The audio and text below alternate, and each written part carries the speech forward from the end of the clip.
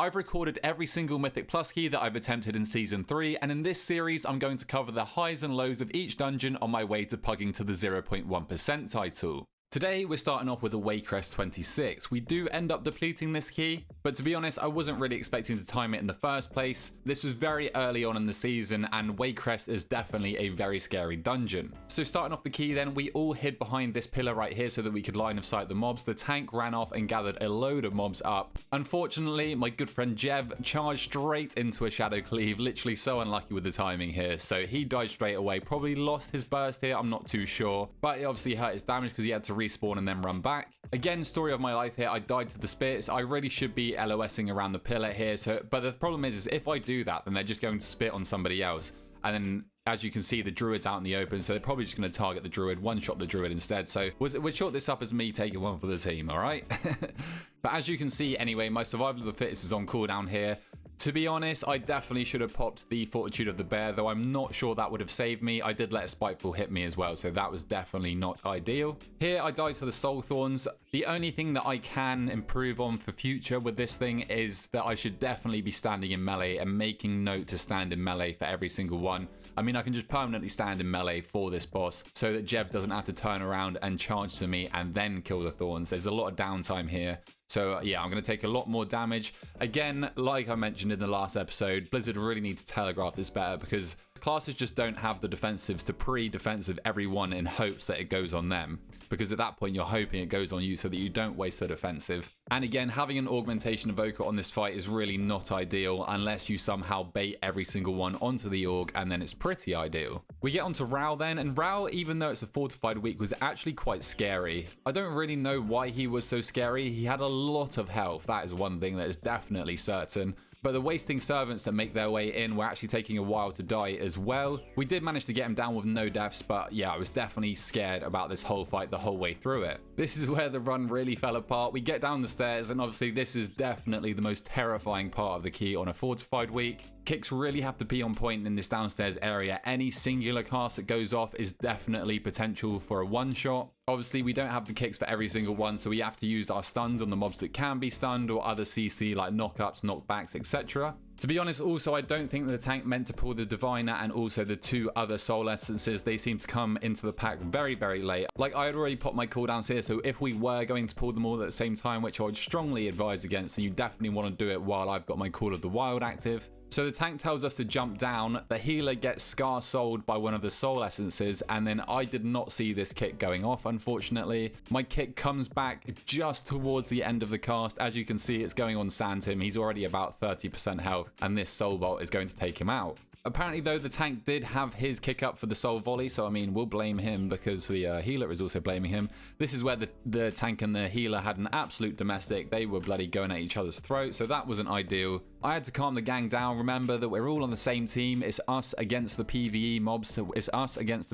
the NPCs. So we continue and we try and pull the last pack onto the last boss. And then unfortunately we did get overwhelmed by the ads, which is far from ideal. As a Dread Essence went off, I did not know that I should be popping defensives at this point, to be fair. Like, I definitely could have lived this with Survival of the Fittest, but I did get unlucky with the Slaver leaping on me as soon as the Dread Essence went off as well. And that ends up in a deplete. So we ran it back on a 25 here. We had a Demo Warlock in this run. Demo Warlocks actually do pump, and we didn't really know about it at this point in the season, so I was very surprised by his damage. But he does die to the patrol on the stairs. He was stood just a bit to the left on the stairs here, and then the patrol ran over and absolutely bonked him on the head. So he dies here. And then we move on to the first boss, and as you can see, all of our kicks are on cooldown here.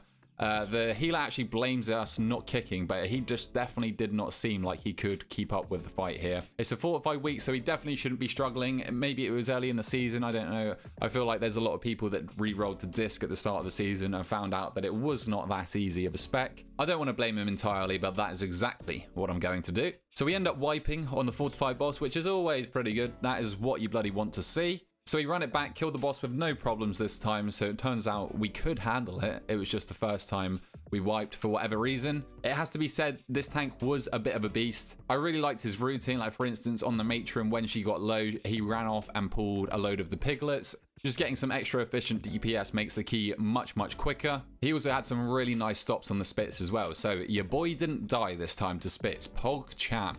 And then again, healer definitely looking like he's struggling with this fight on the Goliath. Seb dies to his soul thorns. To be honest, I didn't really have the damage pulled for this thorns right here, so he ticks out to the soul thorns. We do end up CRing him, and this is a note to all you tanks out there. You really do need to respect the soul thorns timers, because if you do what this tank does, which I don't know, maybe he just expected the healer to be able to out heal it, because we still do have 5 seconds left here before the soul thorns goes out. But he pulls the boss through the fire, and then that starts the AoE damage, obviously. The healer really was not prepared for this AoE damage, so we almost all die to this AoE damage right here.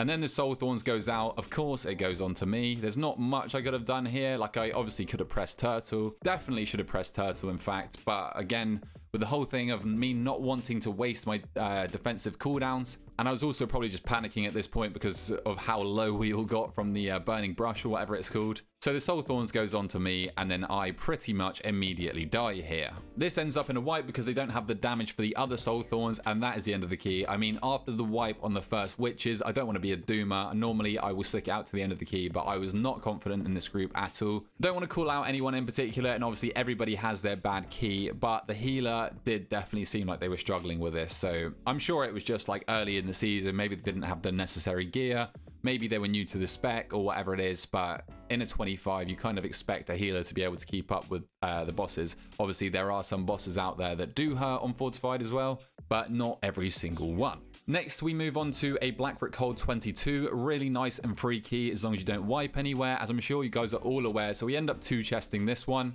Healer got really unfortunate with the arrow barrage here. As you can see, the archer's pretty much dead. So, I mean, to be honest, I probably wouldn't have moved either and just expected it to die.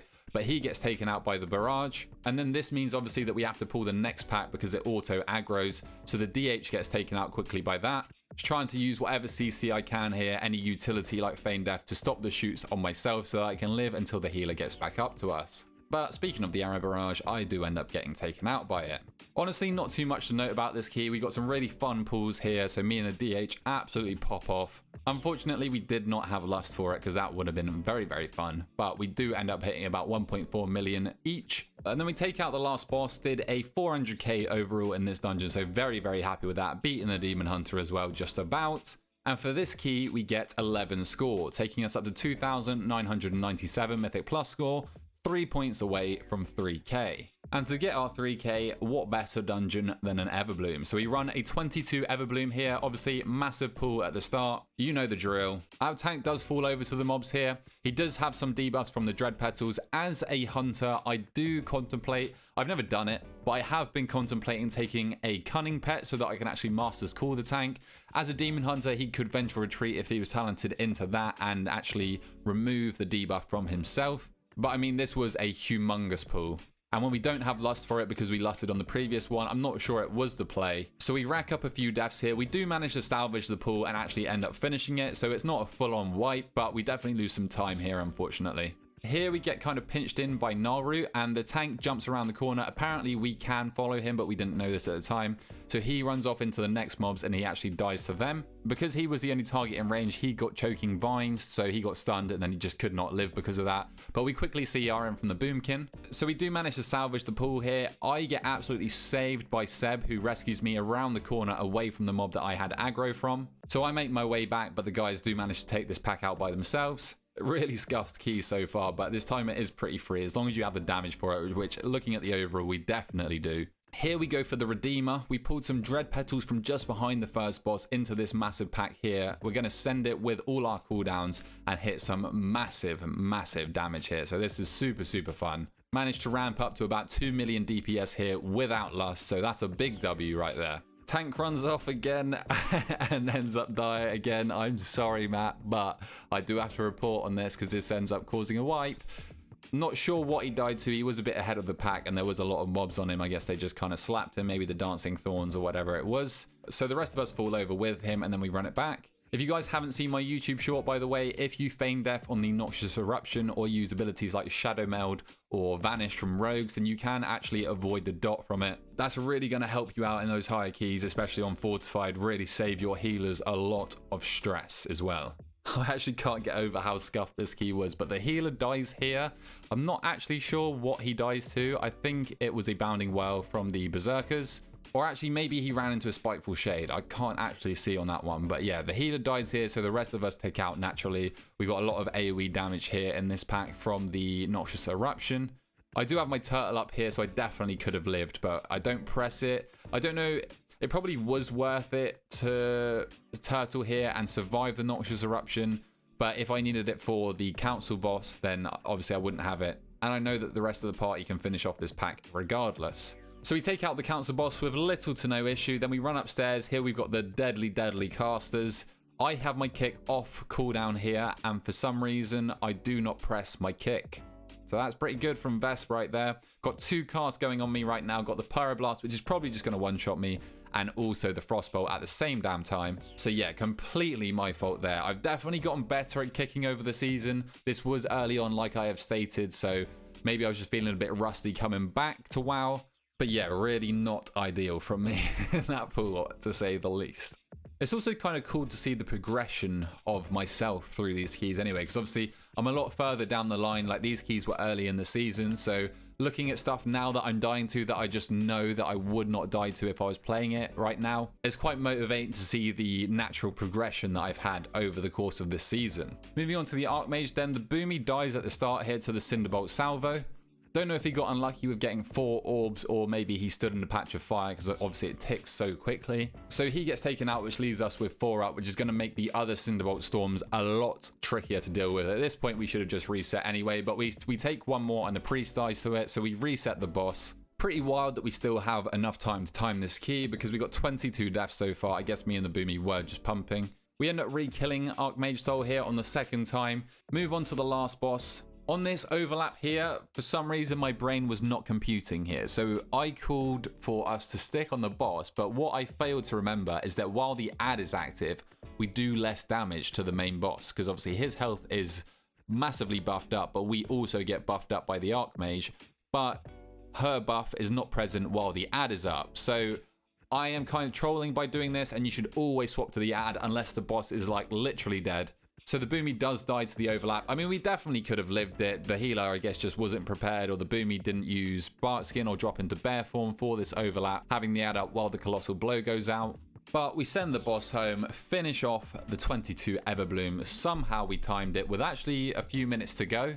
Not really sure how that is a thing, but we do get 18 score out of that, taking us up to 3,015 total score. So we finally broken the 3k mark. After this, we move on to a Darkheart Thicket 23. In theory, should be a relatively free key, though we did have some tomfoolery towards the end of it before the deplete. There we go, guys. We did deplete this key. We did have a few deaths over the course of the key, but nothing really to learn from. So we move on to here, where we kill a Fury with all the hate spawn slimes. And here, the healer and also Seb get taken out by the Dread Burst from when all the Smallies die.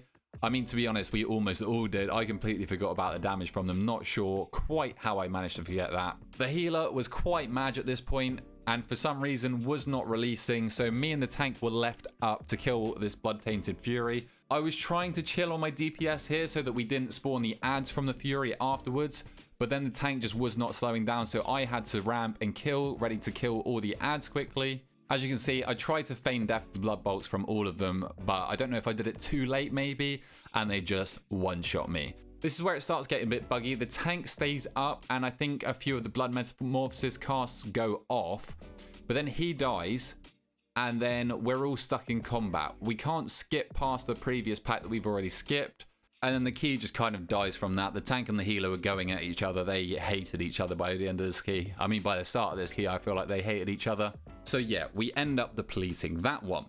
After this, in the same stream, we jumped into a 22 Murazon's Rise. Did a massive pull at the start here, which I'm a huge fan of, and we got some massive DPS out of it. I think I managed to reach 1.5 million on this pack. And considering Ferret was quite good on mass AoE, he really wasn't pumping in this pool, so that kind of started to ring some alarm bells here. But honestly, apart from that, not too much to note with this key. There was a few deaths here and there. I think the healer just struggled with the infinite furies from the dragons, which, I mean, honestly, fair enough. Those are definitely scary. So we'll move on to the last boss. Again, like I've mentioned before, as a BM Hunter, I'm going to always be doing the orbs. Pretty simple mechanic, but I like to rely on myself to do them rather than Pugs. So I don't know how they're going to execute them. And then we time the key pretty safely. We get a +1 for this, so we get plus 18 score up to 3,033. I think if the Feral was pumping a little bit more, as you can see, I almost doubled his overall, then we could have definitely two-chested this key. It was quite clean. Next stream, we came back and jumped ourselves straight into a Dark Heart 22. I think, not to make excuses, but I was really caught up with talking to stream here. I think we were having quite a passionate conversation, you know? So, I was talking to them about raiding and not dying like a bot, and then I decided to stand in the Star Showers back to back. So, it was a great display from your boy Vesperal. Not quite sure how I managed it, but basically what I thought happened was the Star Shower hit the ground, but I didn't realize that it stayed there for a second and still dealt damage afterwards. So there was one that spawned like either side of me, and I ran back into the one that already hit the ground and it just killed me. So that's something to note for future. Definitely learned my lesson here, but apparently I didn't learn my lesson that quickly because I ran back and died to the exact same thing. I got hit up by a volcanic, and then I just couldn't move on the, is it Z axis or Y axis? The horizontal axis, that one. So yeah, I get taken out by a Star Shower again. Very, very embarrassing. I'm sure the rest of my group were like, what on earth is this hunter doing? After the first boss, we move on to the massive Flower and Dryad pack. These Dryads actually do chunk us with their poisonous spears. And also my positioning was very bad on this. We were kind of kiting them clockwise and I was just stood in the pathway. Don't know why I did that, but yeah, I definitely ended up blocking them in with some mushrooms. I mean, if you look where Seb is as well, maybe we blame Seb for those instead. And then Seb baits himself into a corner here and then gets vile bursted or whatever that mechanic's called. So he has to run and jump, but obviously he's just surrounded by mushrooms. So he gets one shot by them and taken out. GG. This was definitely a longer pool. As you can see, we're 2.5 minutes in here. The healers died. We didn't use Lust for this pool either. It only just came off cooldown towards the end. So we all end up taking out to this trash. But being a blood DK, he stays up. So we just jump back up, join in the fight again and finish off the pack. But that is pretty much it to note for this key. We definitely could have played much more efficiently and probably two-chested this. Dark Heart's a pretty free key, especially with the amount of DPS that me and the DH were doing. We get 19 score out of this, taking us up to 3,052. After this Dark Heart, we jumped ourselves into a 23 Throne of the Tides. I think this key gets a bad rap, in all honesty. I think this key is not that scary. There are definitely some dangerous parts, but I actually quite enjoy this dungeon. I don't know if that's a hot take. But obviously we Bloodlust the big first pool at the start, get some massive DPS going there. And then we move on to the first boss. We actually skip the pack on the left here so that we can just get straight into the first boss and Bloodlust that. And then we do end up taking the pack on the side before we engage with the second boss. I don't think you have to do this dependent on your tank's route, but for safety, we just cleared it anyway. Again, a pretty clean key. To be honest, with Pugs this season, I've had quite nice luck. There have definitely been some bad ones, but overall, they've been like half decent, to be honest.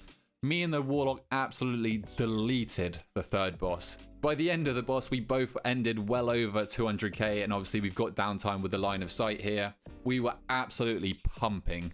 On the Gauntlet on the other side, we actually played this quite well. Normally you have a lot more deaths in here. We did end up with a few deaths on the last two sentries. Both of those swells going off at the same time is definitely a hard task for the healer. So the Augurevoker and also the healer get taken out for this one. And then this meant that we had to reset them. There's no way that they would have made it back to us without pulling a load of corruptions on top of us. That would have just got too out of hand with the damage going out. So the tank makes the call to reset quickly, which is definitely the right call. And then we play the corruption slowly, go into the last two again. We were single targeting one of them down, and then Seb made the great call, may I add, to kill them both evenly, because obviously the first one that you killed does drop more corruptions, which then is going to make the next swell even harder from the sentry that is still active. Move on to the last boss, no problems with this one at all. And then time the key with about a minute left. Throne does feel like a relatively tight timer in comparison to the other times that we have this season, to be fair. So pretty happy with that. 327k overall as well. And so we get 10 score out of this, taking us up to 3,062. I know you can't see it, but you're just going to have to believe me on this one, all right? Our final key of this stream, then we find ourselves in a 26 Galakrond's Fall, trying to add +1 to the 25 that we timed with 30 deaths the other day. To be honest, I was feeling quite confident about this one, considering how much you can mess up this key and still time it. We do a humongous pull at the start with Lust, all of our cooldowns. Me and the DH are pumping here. We're both sustaining well over 2 million damage right here.